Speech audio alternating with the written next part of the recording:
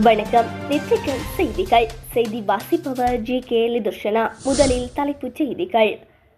சட்டவிரோதமாக வெளிநாடுகளுக்கு வேலைக்காக செல்ல வேண்டாம், இலங்கையர்களுக்கு எச்சரிக்கை. கல்முனையில் 46 நாட்களாக முன்னெடுக்கப்பட்டு வரும் நிர்வாக அடக்குமுறைகளுக்கு எதிரான போராட்டம்.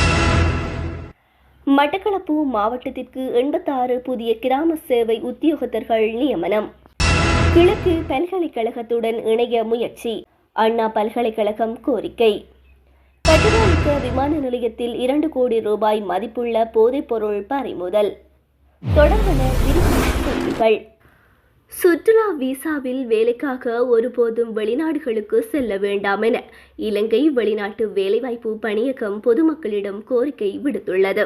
இலங்கை இளைஞர்களை ரஷ்ய ராணுவ சேவைக்கு அனுப்பும் முயற்சியில் மனித கடத்தல் கும்பலொன்று செயற்பட்டு வருவதாக தொழில் மற்றும் வெளிநாட்டு வேலைவாய்ப்பு அமைச்சர் மனுச நாணயக்கார குறிப்பிட்டுள்ளார். சுற்றுலா விசா மூலம் ரஷ்ய ராணுவ சேவையில் இணைத்துக் கொண்டு பல்வேறு சிரமங்களை எதிர்நோக்கிய குழுவினரின் உறவினர்கள் அண்மையில் அமைச்சரை சந்தித்து அமைச்சரின் பணிப்புரைக்கு அமைய முறைப்பாடுகளை குற்றப்புலனாய்வு திணைக்களத்தில் சமர்ப்பித்துள்ளனர். கல்முனை வடக்கு பிரதேச செயலகத்தின் மீதான தொடர்ச்சியாக நிர்வாக அடக்குமுறைகளுக்கு எதிராக தமிழ் மக்கள் முன்னெடுத்து வருகின்ற தொடர் போராட்டம் 46 நாளாகவும் இன்று தீர்வின்றி தொடர்கின்றது. குறித்த பிரதேச செயலகத்தின் முன்பாக கடந்த மார்ச் மாதம் 25ஆம் திகதி இந்த போராட்டம் ஆரம்பிக்கப்பட்டது. சில அரசியல்வாதிகள் மற்றும் உயர் அதிகாரிகளினால் குறித்த பிரதேச செயலகத்தின் மீது நிர்வாக அடக்குமுறைகள் தொடர்ச்சியாக மேற்கொண்டு வருவதன் காரணமாக தமிழ் மக்கள் இப்போராட்டத்தை ஆரம்பித்திருந்தனர்.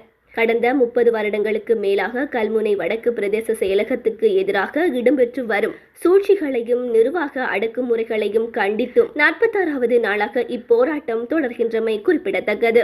மட்டக்களப்பு மாவட்டத்தின் 14 பிரதேச செயலாளர் பிரிவுகளுக்குமான 86 புதிய கிராம சேவை உத்தியோகத்தர்கள் நியமிக்கப்பட்டுள்ளனர்.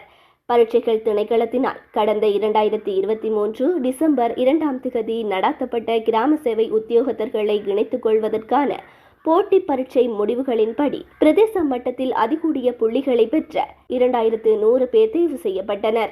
இவ்வாறு தெரிவு செய்யப்பட்ட கிராம சேவை உத்தியோகத்தர்களுக்கான நியமன கடிதங்கள் ஜனாதிபதி ரணில் விக்ரமசிங்கவினால் புதன்கிழமை அலரி மாளிகையில் வைத்து வழங்கப்பட்டது. இதன் அடிப்படையில் மட்டக்களப்பு மாவட்டத்தில் காணப்படும் 325 கிராம சேவகர் பிரிவுகளில் நிலவும் 107 வெற்றிடங்களை நிரப்புவதற்கான 86 புதிய கிராம சேவை உத்தியோகத்தர்கள் நியமிக்கப்பட்டுள்ளனர்.